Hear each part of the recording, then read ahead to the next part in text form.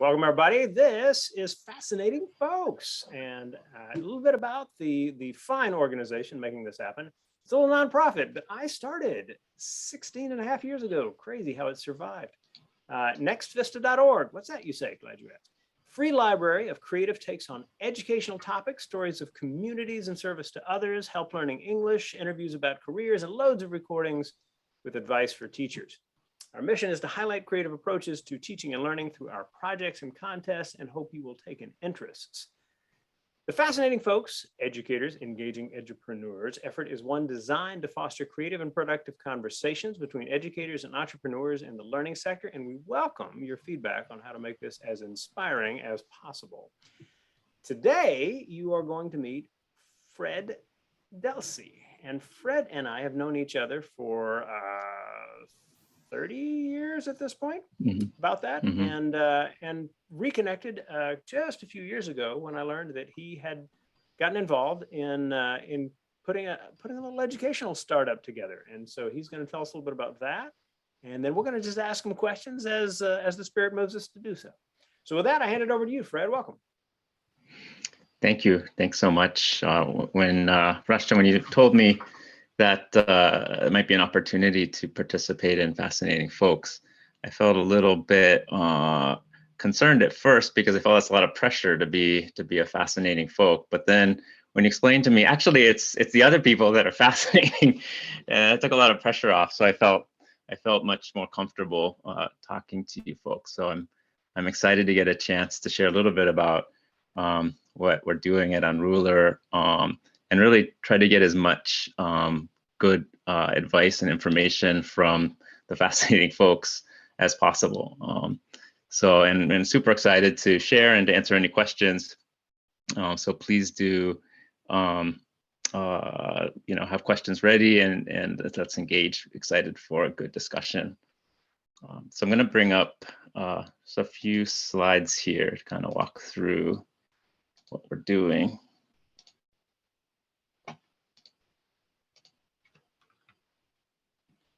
Okay, can you folks see this okay? Looks good. Okay. So Unrulr, we've been rolling for just about 3 years. We have about 50 schools and orgs in the US and Japan who are using our software. We got about 8,000 users who have been active in the system. We are a mobile first application for documenting and sharing learning. And so you'll see what that means soon, but really the idea is if we have a mobile application that's built similar to social media, that's really easy to have at hand and be ready to document reflections, what's going on in the moment, things that are part of a school assignment or not part of a school assignment, projects, interactions, and then share that, we should be able to achieve some pretty cool stuff as long as that's super easy and friction-free and something that just doesn't get in the way of the actual learning. We have students, teachers, and mentors on the system. It's interesting because we think of everyone as a learner, and teachers, of course, are learners too. So the way that users interact with the system is very similar, whether you're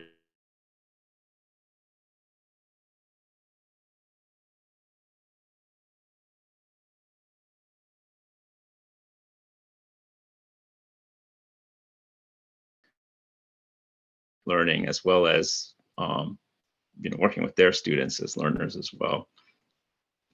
We have lots of schools and educational groups, but we also have other kinds of community organizations that are involved in the system, both large and small. We have really small groups of 10 people in the system, and we have groups of hundreds and hundreds at large high schools.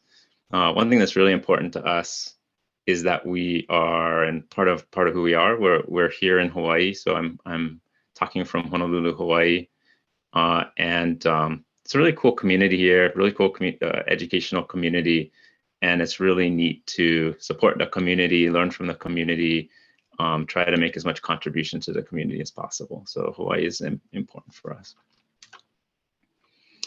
So before I kind of dive into make it really concrete with a quick demo, I wanted to kind of show what we're seeing is we enable when that capture and sharing of evidence learning is super easy and at hand. The majority of these we actually have pretty good examples, and we've seen good examples of the holistic understanding of a learner. We've seen lots of folks who start with Unrulr and then learn lots of things about their learners, their students that they didn't otherwise know. These are typically advisors or mentors or teachers, and then that helps them make connections and helps the student learn through the actual student interests. Of course, tracking progress, the more evidence you see about what folks are doing as you go, the more you can kind of make sure folks are on track and moving along. We see a lot of community building, a lot of sharing that happens within peers, as well as a lot of norm setting as sharing happens. So a lot of community building happens in there.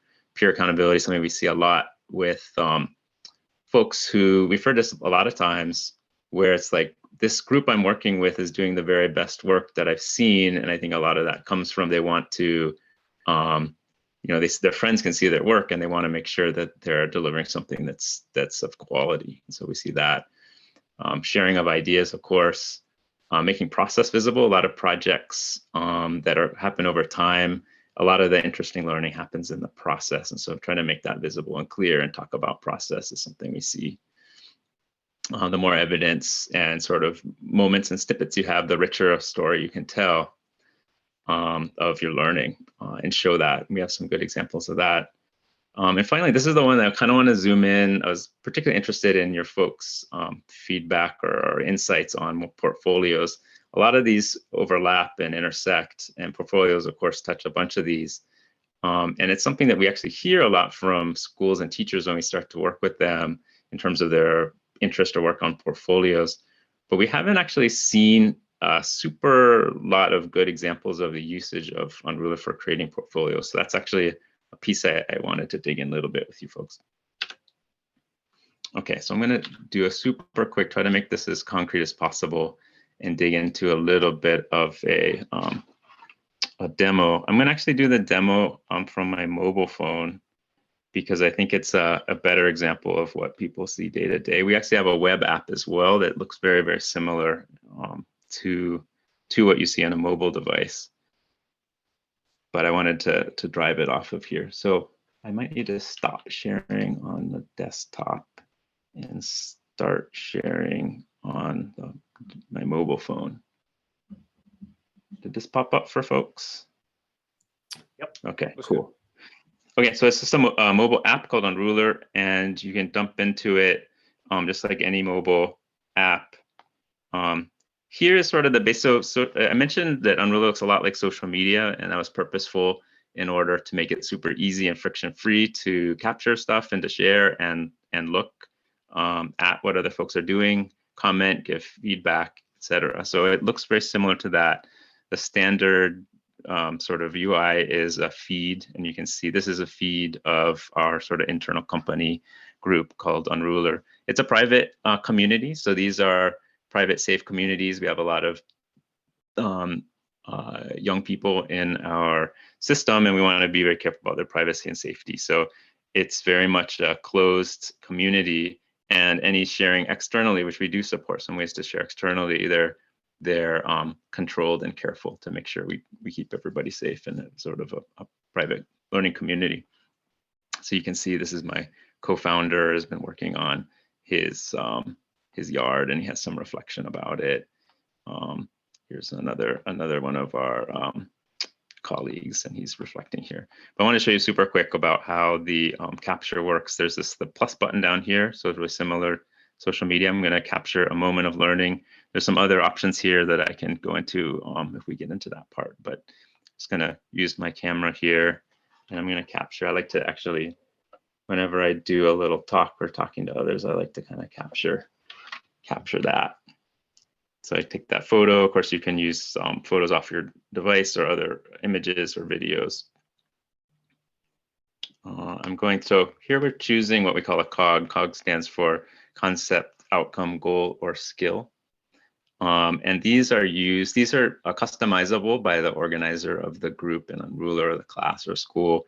And it helps galvanize the capturing of evidence of learning and reflection around key learning goals or concepts. And that's why we have COGS, because it turned out to be lots of things that people used it for. And so we have design thinking as one of the ones we have programmed for our group.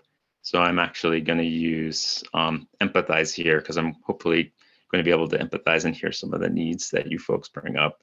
You can kind of get a little info on what these actually mean. It's kind of a reference in the app here. So I'm going to choose empathize.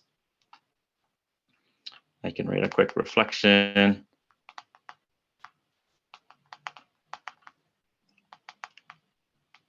And I can always add to this. And then I choose the groups I'm going to share with. So it's interesting because we specifically made Unrulr to not be siloed by class. A lot of software you see is often siloed by class, and it's sort of, the people you're interacting with, and then your brain is not sort of siloed by class. It's really a more holistic thing. And so the idea that you would do work that might be appropriate for many different groups, many different classes, and want to share with many different kinds of groups is something that we built core into the system. So I can choose several. And you notice Merit here is something that Rushton runs. So I'm just going to share it with Unrulr for now. And I post that. So real simple experience there to capture sort of what's going on with me. And I have and it shows up then on my feed here, and others, my colleagues will be able to see that, and they'll be able to. And there's a couple little other things that kind of interesting. So you can see the cogs are showing up. So here's Aaron. I can comment and I can say he's saying that it was powerful to get to work with first working version out in the work. Wasn't quite sure what he meant. So, can you clarify what you mean? So then he'll get a notification of that. He can come in and talk. The other cool thing is you'll notice the cogs he chose, prototype and ideate. I can actually go in and I can say, well, I actually understand well what you mean by ideate. I'm going to give you a kind of a check here. As a peer, I can do that. Teachers can do that as well. So it's just a quick way to make the cogs a little bit more meaningful. Otherwise, sometimes we see folks just put a ton of them on there, and it doesn't have much meaning. So I can give that feedback. You can also give a little flower to him. So now he got some something for his garden. So if I go to my profile, you can see my garden at the top, all those flowers, and something that I built up there. Okay, so I'm going to pop back out to the web here. So I'm going to stop sharing this. Any questions while I do that? Yeah, can students or users, can they upload things to Unrulr through like a Chromebook, or is it only through mobile right now? Yeah, very much can do it on a PC. In fact, I'll show you that right now. So I'm going to share my web browser now. Okay, so here is the same UI that you saw on the mobile phone. This is on the desktop now, and you can see if I refresh this, should actually see my the post I just made show up. So yeah, so you can see we actually run it off. We use an underlying framework called Flutter, which lets us deploy new applications to Android, iOS, and the web all simultaneously. So it's actually running off the same framework. So this is on the PC. This is a Chromebook, happens to be, but any browser it would look the same. So you can see very similar. We take advantage of the bigger screen, so you can type with your keyboard and you can see more, and it sort of uses the space a little differently, but it's basically this. It is the same app. So if I create a post here, I can hit create, and this is actually I'm going to show you this just in a second. There's moment, journey, and prompt are the options. I'm going to choose another moment, and I can grab off of my PC from my drive. I can just pick up an image or a video. We actually don't yet support the camera on the device, the PC, but that's in our pipeline. So this is actually this is some of the monitoring system of our servers, and I was coming up with something, an issue, and I was showing Will, and I was sharing it here. So this is another thing I might do. What I wanted to show you, the sort of next little thing I want to show you is this concept of a journey, and this relates a little bit to the portfolio conversation. So I wanted to show this real quick while we had the demo up here. So we have this idea of a journey, which is to go back in time to previously existing posts and put them together to tell a story of learning. And we see this used in many ways.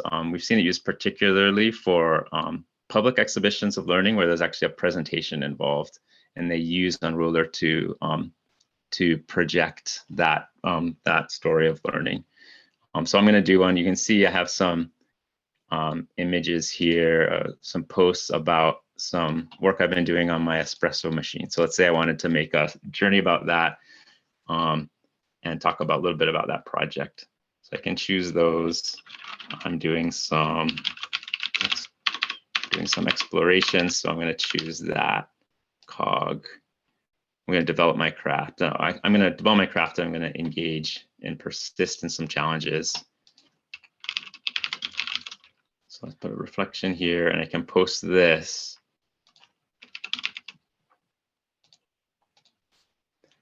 So now you can see it's a little bit, this post looks a little different. It actually, these images represent the posts that are actually then on a timeline. And then this timeline represents the time that these posts were actually made. And I can zoom into these and actually get a sense of what was happening at that time and tell a more of a meta reflection over the whole thing. And so I'm gonna stop the demo there because we can dig back into this point a little bit more later, but I wanted to get back to the higher point.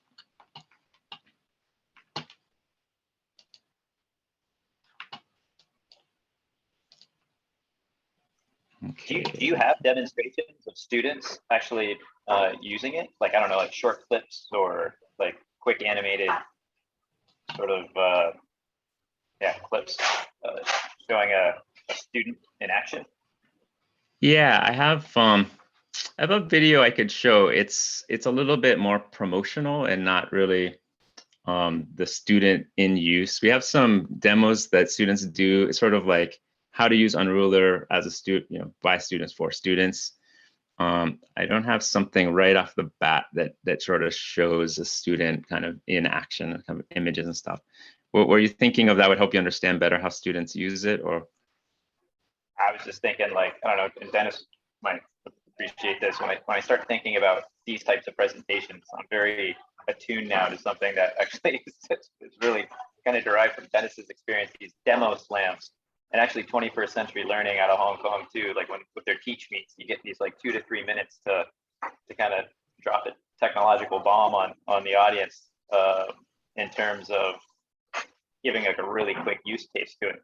Like I feel like I got like the expanded use of it, but my mind is gravitating towards what does that student's user experience now? Where's that use case? Mm-hmm.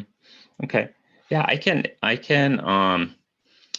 Let me see. I'm trying to think of what I can share that I have permission to share in this way that's going to get kind of memorialized. Let me think what we can do. I wonder if we could use Kaz's stuff. Let's see. Maybe maybe right now I don't have something like that I can show you beyond what our group is sort of doing. But let me get back to you. I can probably share some information outside of this. Or even like a case that comes to mind that you could narrate. I don't have to visually see it. I don't know if that helps. Yeah, I can give some. So okay, so one more concrete example is, so we work with a school called Ukiah in Northern California. Ukiah Big Picture School, and a lot of their program involves having students outside of the classroom in internships.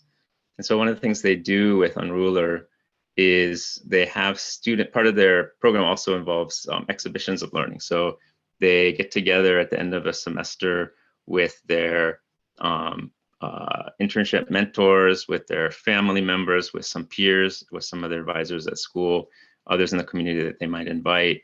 And then they actually go through what they've been doing in their internship. And so we have some folks who use Unrulr to capture what they're doing on a day-to-day basis. So with Unrulr, they share that actually in real time, so their advisor can kind of see what's going on and give some advice or some thoughts. But then when it's time to actually give the presentation at the end of a semester, they can actually go through their journey post and show and talk to that, what they've been doing. So let me show you what I wanted to. I can actually show you that here.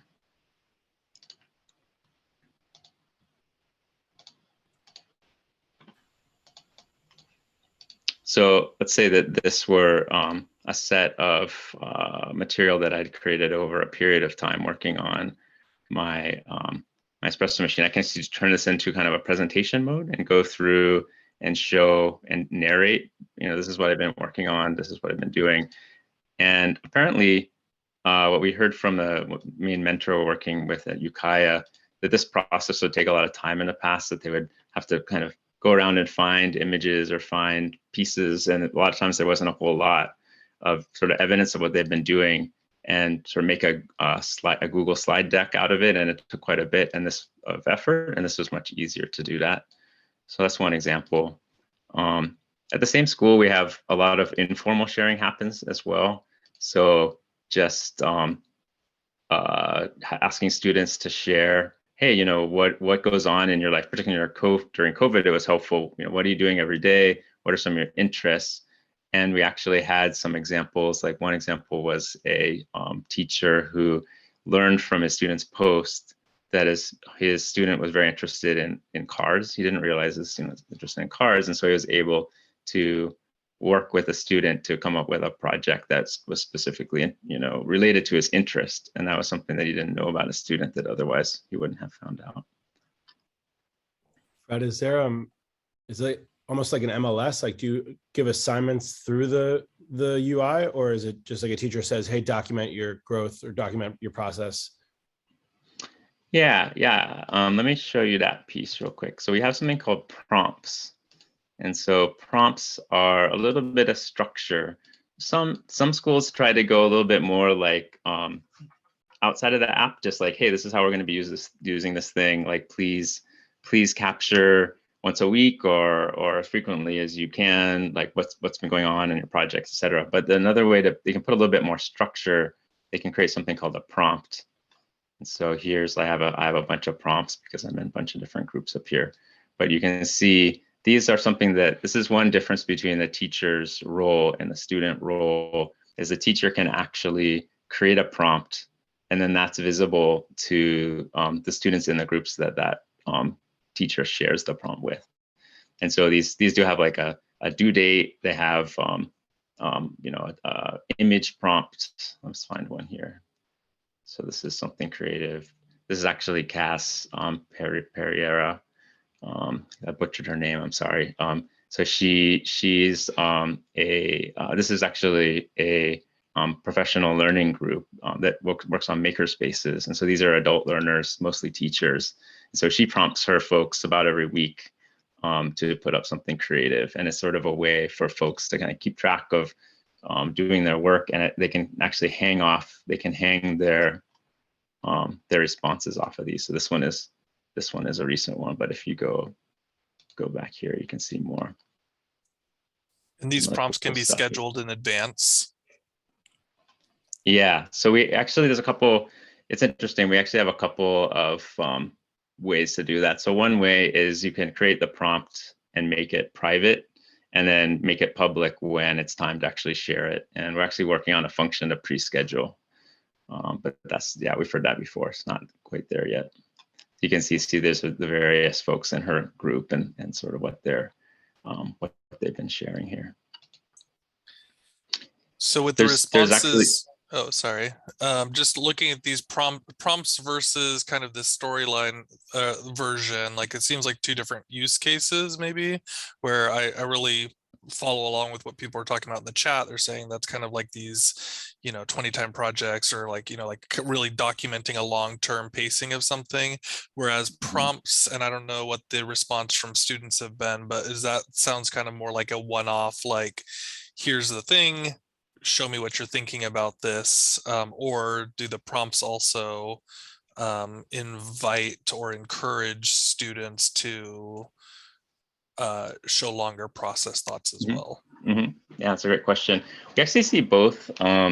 We see teachers using prompts as a way to kind of checkpoint, a longer term project. So here's where you should be this week, or this is something we're reflecting on for a project this week.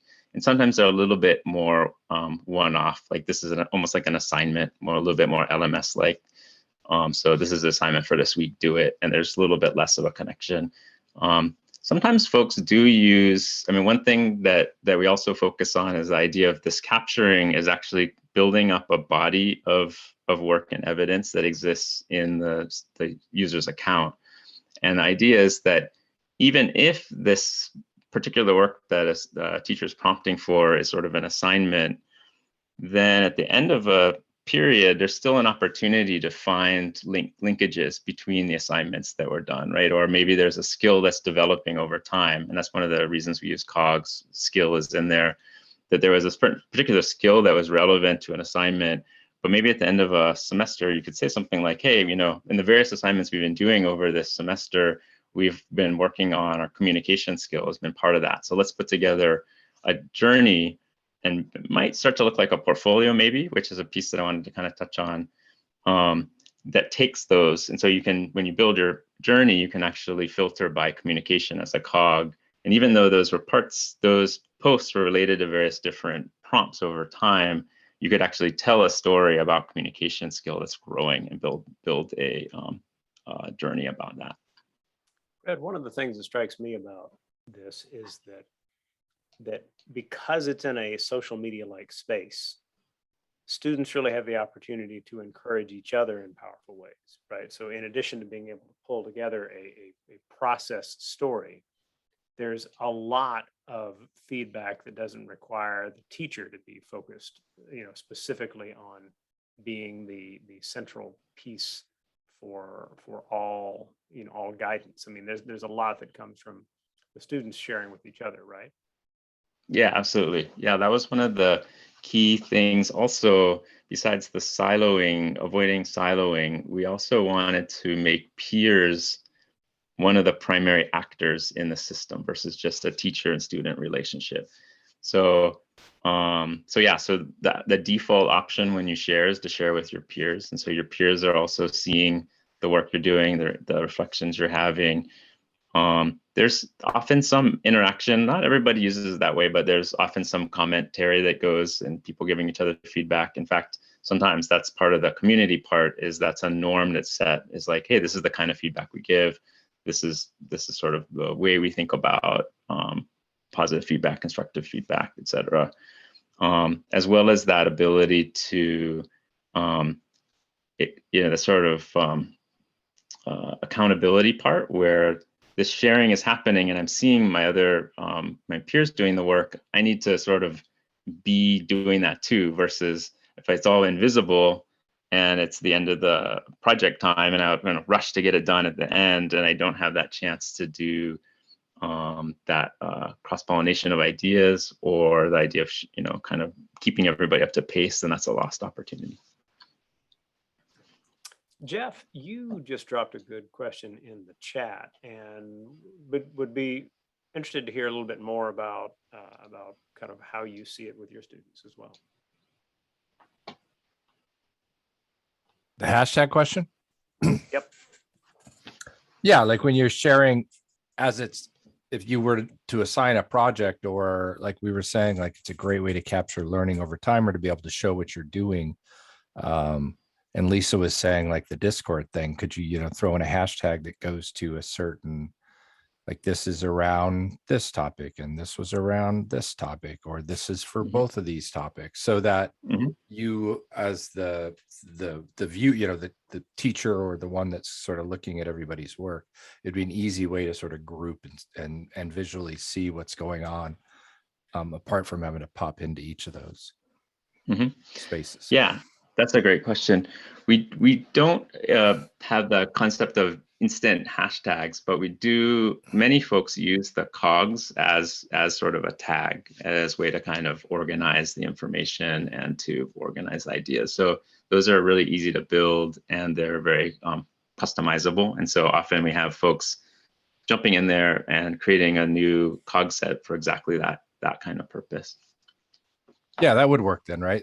So you could create just an entire cog around whatever it is that you would be sharing. Like I used to do projects with students in a credential program, and they would do like a snapshot of a day in their life, and so it had a very specific hashtag around that. So that cog could be day in the life. The cog could be whatever it would. That's a cool idea. How intuitive, I guess, do students find this stepping into it? And teachers, I guess I'm kind of wondering about the onboarding process and how long it takes them to figure it out. Like Mhm. I work with ELLs, and my group is often slower with some of these things, trying to figure out, like explaining it in English and then making sure they understand those things. I guess I'm just wondering what what you feel or what your response has been on the pickup rate for this. Mhm. Yeah, it's quite good, quite fast. It's interesting because I would say the students are usually a little more comfortable than the average teacher when they get exposed. And so a common pattern is the teacher feels a lot of responsibility when they first show their students to understand it really well, right? Because there's gonna be questions and how does this work and how do I do it? And so we tend to spend a lot of time with the teachers making sure they feel comfortable. When I say a lot of time, I mean, maybe we have a few videos they watch and maybe we talk to them and answer the questions as they play with it for half an hour or something. And then they usually feel confident enough to work with their students. And we generally haven't heard a lot of, wow, okay, my students just aren't getting this, like help us out here. So usually that works pretty well. Most teachers create some sort of real simple document. It's like, here's how I want you to use Unrulr, like click here, click here, click here, or a little video. Or they use our videos that we prepare, like we have like a 2-minute video by students for students how to do it. But that's usually all that it takes. Fred, with the teachers who've worked with you so far, have they had anything to say about Unrulr and students who have learning challenges of one sort or another? Has there been any kind of regular feedback about how this has been helpful to them? Yeah, we've heard a couple of cases where there's one example of a student who didn't speak a lot in class, so they weren't very verbal in class. And so maybe the student, the teacher and the peers weren't exactly sure maybe what's going on in this student's mind, but we actually did an exercise with them. This is the first time they had used Unrulr. We kicked off with them. We actually did this in person back before COVID, and students had their devices, and we said, okay, go out and document some reflection you have about something about ecology or the environment. And so the one student, the teacher was telling us they were so surprised because the student took a picture of, I think it was a sports field, and then made this really nice reflection about, hey, I wonder if there's an opportunity to take advantage of the sun that's hitting this field, and then we could create some sort of biofuel out of this, or there might be some way to capture that the energy that's there. And the teacher said that she had never heard that kind of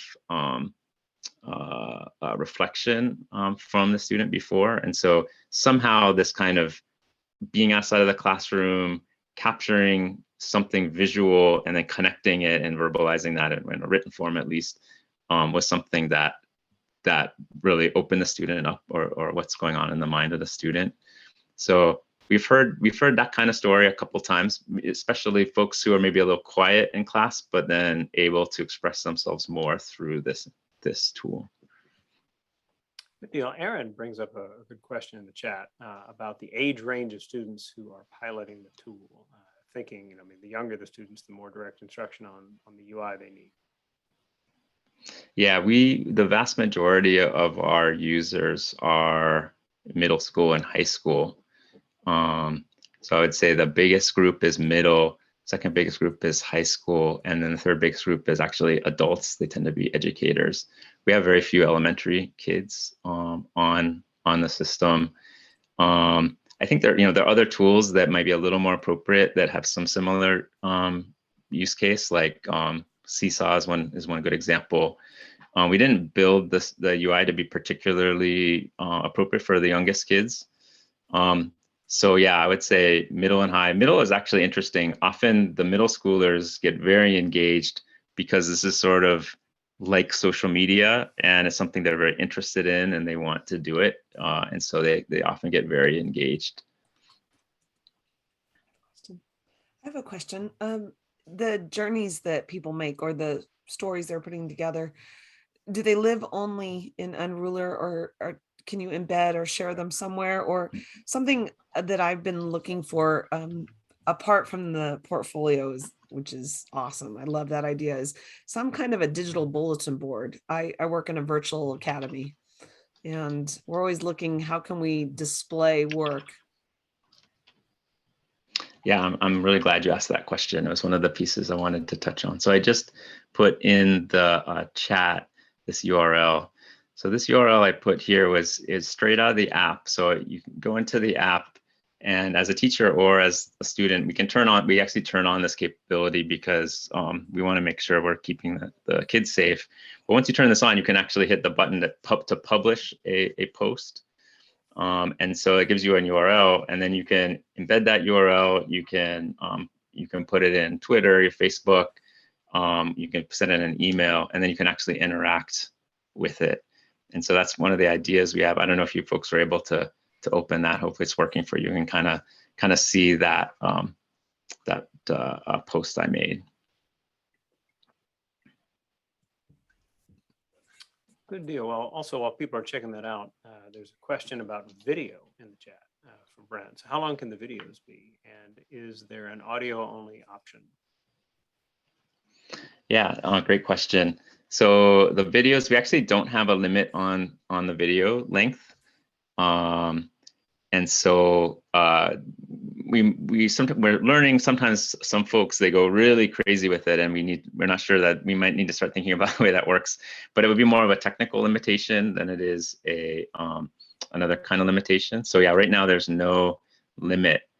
We actually don't have an audio only. That's like a couple people have asked about that, so it's on our list. Right now, folks that are focused on audio, we actually have some music classes in the system, and they tend to either just turn the phone upside down or their device upside down, or just have it against the wall, or actually face at them as they do their playing. All right, well, we are about out of time.